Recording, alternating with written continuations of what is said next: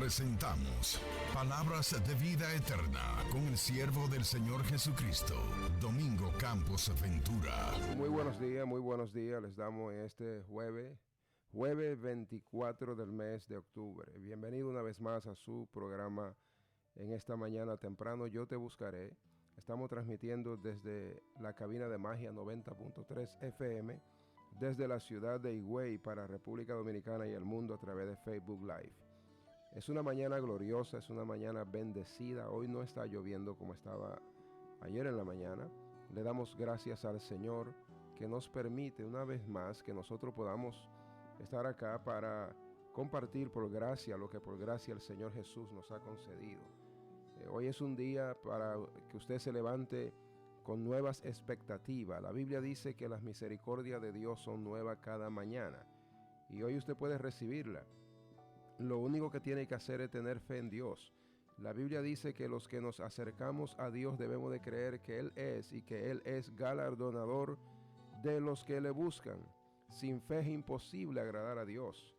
¿Y qué es la fe? La fe es creer en el Señor. Es cuando Dios te da una palabra, recibirla y ponerla por obra. Así que vamos a levantarnos en este día con nuevas expectativas, creyendo que Dios es bueno y que Dios tiene grandes cosas para cada uno de nosotros. Vamos a continuar nuestro estudio que hemos estado teniendo en el capítulo 3 del libro de Colosenses. Hemos estado estudiando este libro ya por varios días, un par de semanas en realidad, y vamos a continuar hasta terminarlo. A veces nos tomamos un poco de tiempo porque tenemos que confirmar la palabra de Dios con la palabra de Dios. La Biblia dice que la palabra del Señor no es de interpretación privada, o sea que uno no puede inventarse las cosas. Cuando en la palabra de Dios hay una inquietud o una pregunta en otra parte de la Biblia, debe de darnos la respuesta a la Biblia misma.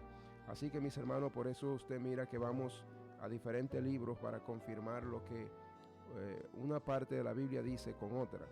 Así que vamos a continuar en el capítulo 3 del libro de Colosenses. Vamos a continuar leyendo en el versículo 6 en adelante. Vamos a empezar en el 5. Haced morir pues lo terrenal en vosotros, fornicación, impureza, pasiones desordenadas, malos deseos y avaricia, que es idolatría, cosas por las cuales la ira de Dios viene sobre los hijos de desobediencia, en las cuales vosotros también anduvisteis en otro tiempo, cuando vivías en ellas, pero ahora dejad también vosotros todas estas cosas: ira, enojo, malicia, blasfemia, palabra deshonesta de vuestra boca. No mintáis los unos a los otros, habiéndoos despojado del viejo hombre con sus hechos, y revestido del nuevo, el cual conforme a la imagen del que lo creó, se va renovando hasta el conocimiento pleno, donde no hay griego ni judío, circuncisión ni incircuncisión, bárbaro ni escita, siervo ni libre, sino que Cristo es el todo y en todos. Padre, gracias Señor por tu palabra.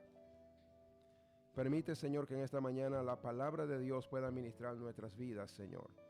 Te damos gracias que tu palabra es lámpara a nuestros pies y lumbrera a todo nuestro camino. En este día, Dios, estamos aquí, oh Dios, habla que tus siervos escuchan.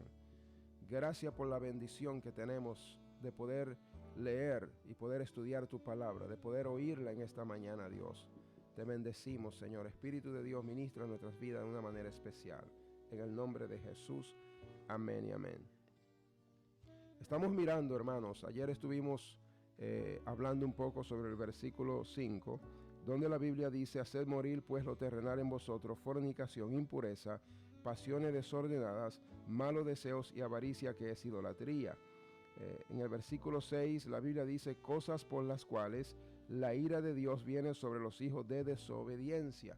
Vamos a hablar un poquito acerca de esto, lo que es ser un hijo de desobediencia. Cuando la Biblia habla de hijo de desobediencia y habla de la ira de Dios, no está hablando de los cristianos. Y esto es importante que nosotros lo entendamos.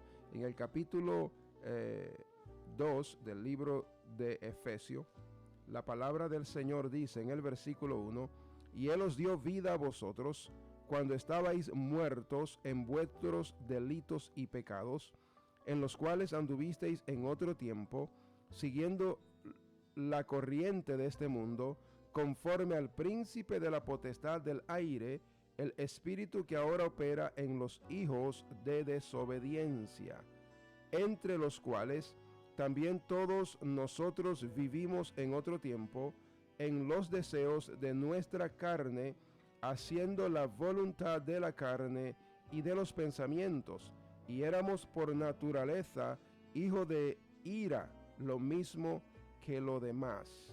Entonces estamos mirando acá, mis amados, que Pablo se está refiriendo a las personas que eran cristianas en Éfeso, pero que ya habían cambiado su vida, que ya habían recibido a Cristo como Señor y como Salvador de sus vidas. Y la Biblia lo describe a ellos como ahora hijo de Dios. Y Pablo está haciendo un contraste, una comparación entre ellos, su vida actual como cristiano y su vida anterior, antes de ser cristiano. Y Pablo dice en el versículo 2, en los cuales anduviste en otro tiempo, siguiendo la corriente de este mundo, conforme al príncipe de la potestad del aire, el espíritu que ahora opera en los hijos de desobediencia. Entonces, estamos mirando que los hijos de desobediencia son aquellos que no son cristianos, que el espíritu de la potestad del aire, el enemigo, está operando en cada uno de ellos. Y esto es interesante que nosotros lo entendamos, porque las personas que carecen del conocimiento espiritual, que están en ignorancia espiritualmente, no se dan cuenta que sus actuaciones están siendo manipuladas, están siendo influenciados por un espíritu, y la Biblia llama a ese espíritu el espíritu de la potestad del aire, que está operando en cada uno de ellos. La persona dice, no, porque soy yo soy el que hago esto, yo soy el que hago lo otro, y es cierto, nosotros somos los que lo hacemos humanamente, pero detrás de las acciones, de los pensamientos, hay un espíritu que opera, y la Biblia dice que nosotros hacíamos la voluntad de la carne y hacíamos la voluntad de los pensamientos. Por eso uno tiene que tener cuidado, porque detrás de cada pensamiento o está la voluntad de Dios o está la voluntad de ese espíritu de la potestad del aire que opera en los hijos de desobediencia.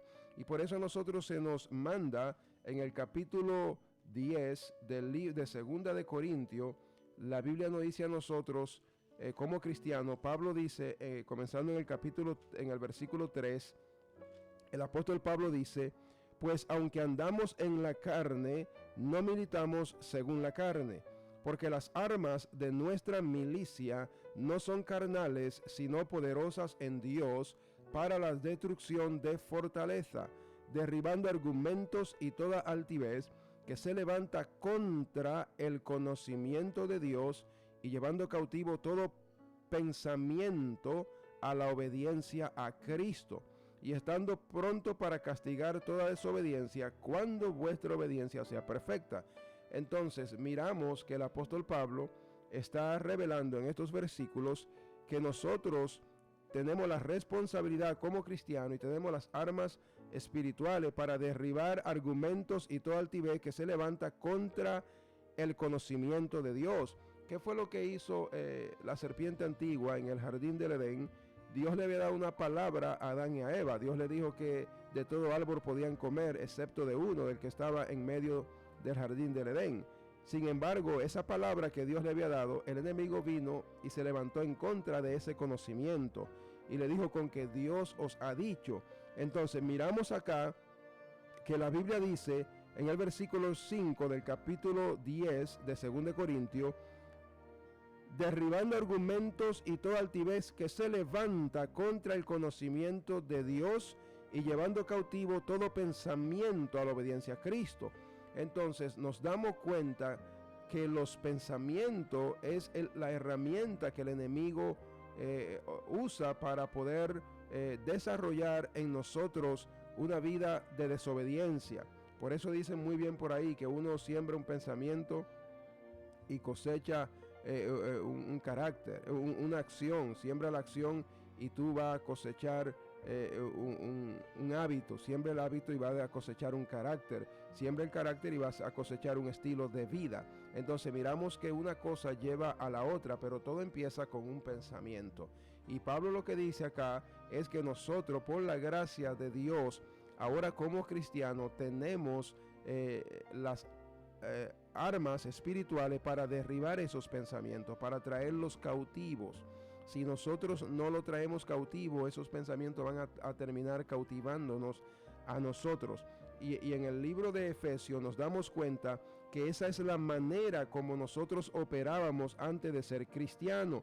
Pero ahora como cristianos nosotros tenemos que tener cuidado con los pensamientos. Entonces Pablo dice en el versículo 1 del capítulo 2 de Efesios: y Él os dio vida a vosotros cuando estabais muertos en vuestros delitos y pecados, en los cuales anduvisteis en otro tiempo, siguiendo la corriente de este mundo, conforme al príncipe de la potestad del aire, el espíritu que ahora opera en los hijos de desobediencia. Entonces, los hijos de desobediencia no son los cristianos, porque ya usted no es un hijo de desobediencia, usted es un hijo de obediencia.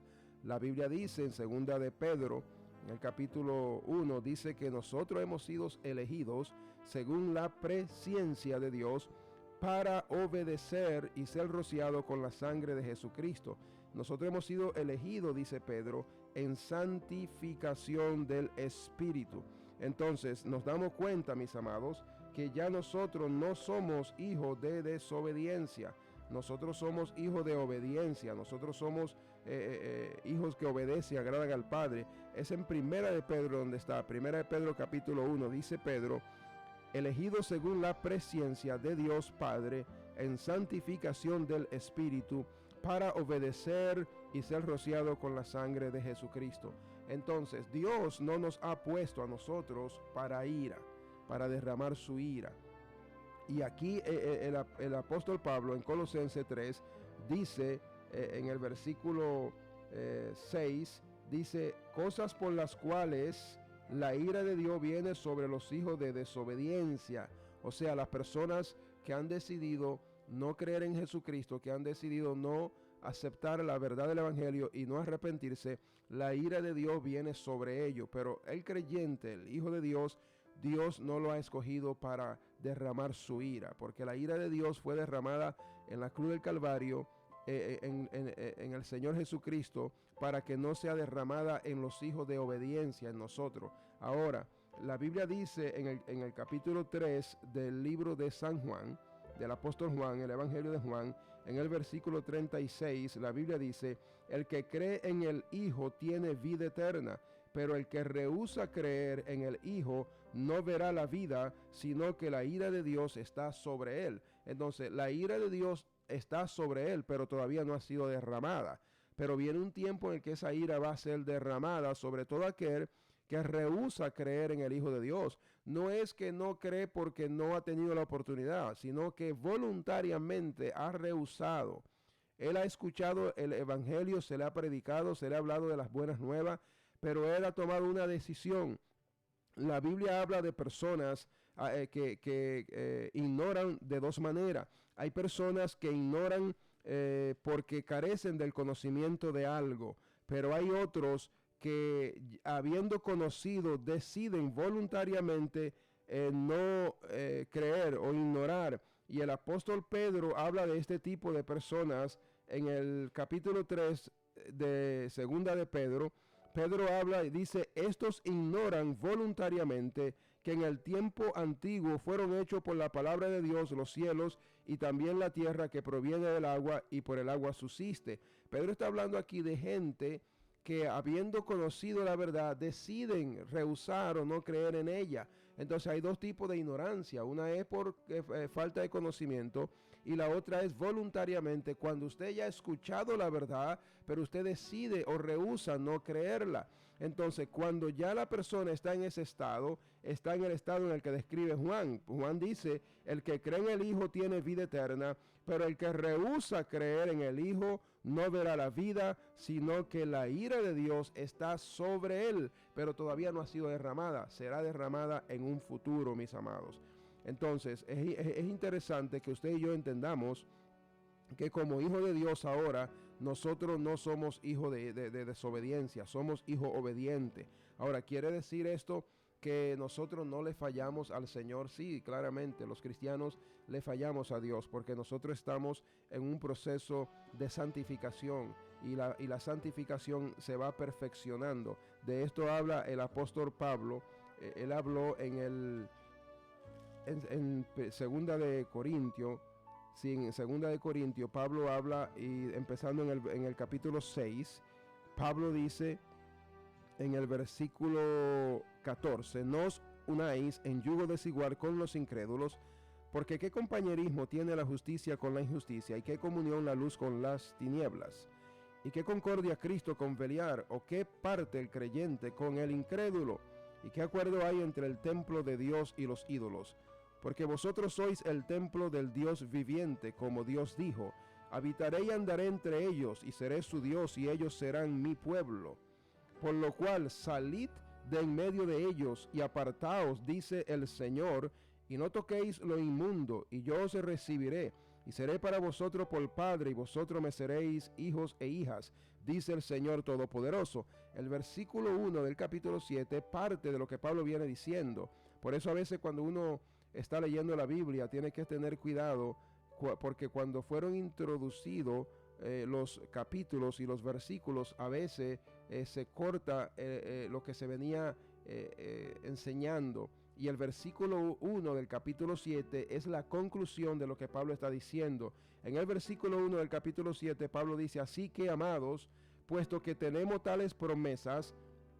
¿Cuál es promesa? La promesa de que Él va a ser nuestro Dios y va a ser nuestro Padre, y nosotros seremos hijos e hijas. Esa es la promesa que tenemos. Entonces Pablo dice: así que, amados, puesto que tenemos tales promesas, limpiémonos de toda contaminación de carne y de espíritu, perfeccionando la santidad en el temor de Dios. Entonces miramos, mis amados, que la santidad es algo que uno va perfeccionando. La justicia es un hecho. La Biblia dice que Cristo nos justificó, y la Biblia dice que el Señor nos redimió. La Biblia habla de redención, justificación y santificación. La santificación la estamos nosotros perfeccionando en el temor de Dios. Entonces, tenemos nosotros los creyentes que estar conscientes de esto, que Dios sabe que hay un tiempo de desarrollo y crecimiento en la vida del creyente. Las personas que carecen de este conocimiento, muchas veces, cuando una persona se convierte a Cristo, ellos esperan que esa persona sea perfecta, pero ellos no entienden que hay un proceso de desarrollo, y a veces cuando esa persona ven que esa persona hace algo que todavía es parte de la lucha carnal que tiene, no dice: mira, yo pensaba que era cristiano, dije que se había convertido. No, él no es cristiano, ella es cristiana, simplemente que la santidad la va a ir perfeccionando en el temor del Señor. Entonces Dios está consciente de eso, y usted como creyente también tiene que estarlo. Por eso él dice aquí en el versículo 7 de Colosenses capítulo 3, él dice: en los cuales vosotros también anduviste en otro tiempo cuando vivías en ella. Está hablando de la vida antigua, de las cosas que nosotros hacíamos. Pero ahora él dice: pero ahora dejad también vosotros todas estas cosas: ira, enojo, malicia, blasfemia, palabra deshonesta de vuestra boca. No mintáis los unos a los otros, habiéndoos despojado del viejo hombre con sus hechos. Entonces nosotros tenemos una parte que hacer como cristianos, y es que tenemos que cooperar, somos colaboradores con la gracia del Señor.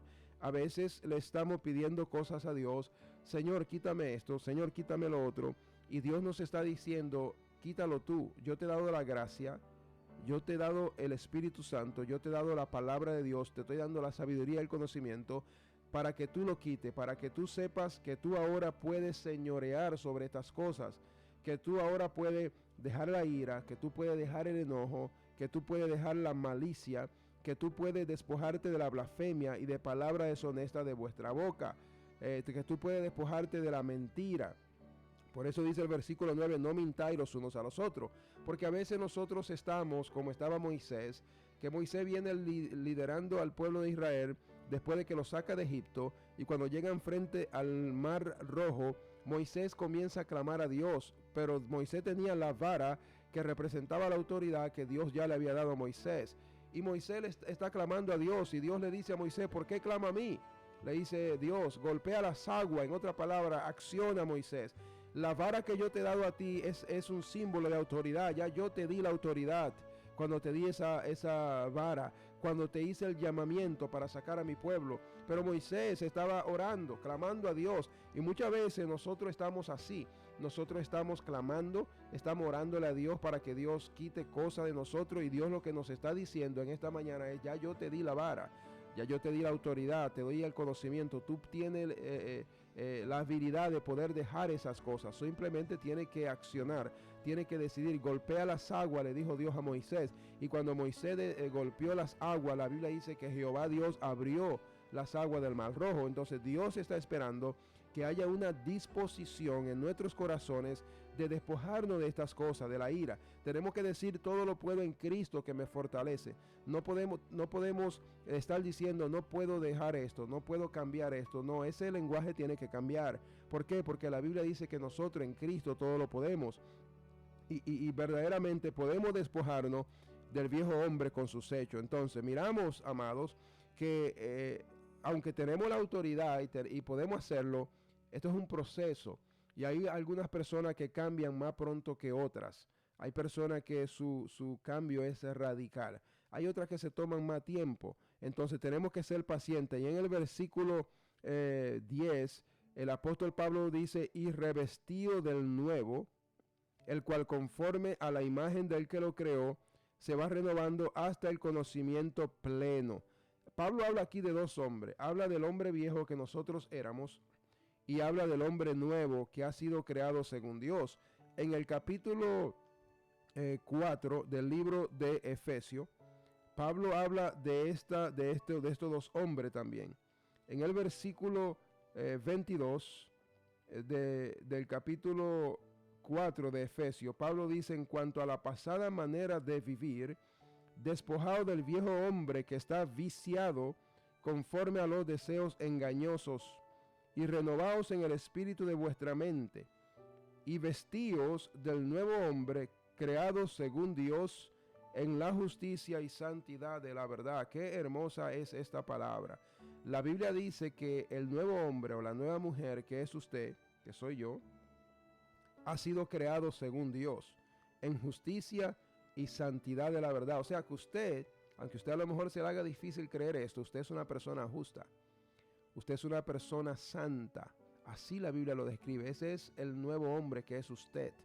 Por eso la Biblia dice: si algún hombre o mujer, es lo mismo, está en Cristo Jesús, es una nueva creación.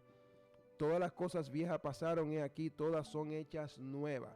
Pero muchas veces nosotros se nos hace difícil creer eso, de que somos una nueva creación, porque nosotros todavía estamos batallando con el cuerpo del pecado que dejó el viejo hombre. El viejo hombre fue crucificado juntamente con Cristo, y eso lo encuentra usted en Romanos 6:6, donde Pablo dice: ¿o no sabéis que vuestro viejo hombre fue crucificado juntamente con Cristo, para que el cuerpo del pecado sea destruido? La palabra destruido ahí no es aniquilado, sino desempleado.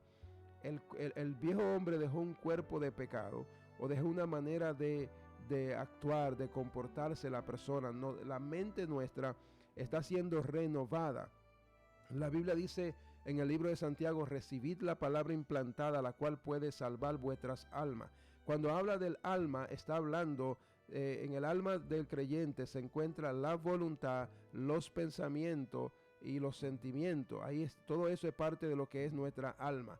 Entonces, cuando nosotros nacemos de nuevo, lo que nace de nuevo es nuestro espíritu, hermanos. Entonces usted tiene que saber lo que dice Pablo en el capítulo 5, versículo 23 de Primera de Tesalonicense, donde Pablo dice: todo vuestro ser sea guardado irreprensible, espíritu, alma y cuerpo, hasta la venida de Cristo. Entonces eso es lo que nosotros somos. Nosotros somos espíritu, que es lo que nace de nuevo, tenemos un alma y vivimos un cuerpo. Entonces el espíritu es la parte nuestra que ha nacido de nuevo. Esa es la parte que ha sido creada en justicia y santidad de la verdad según Dios, que hemos sido creados a semejanza del Señor.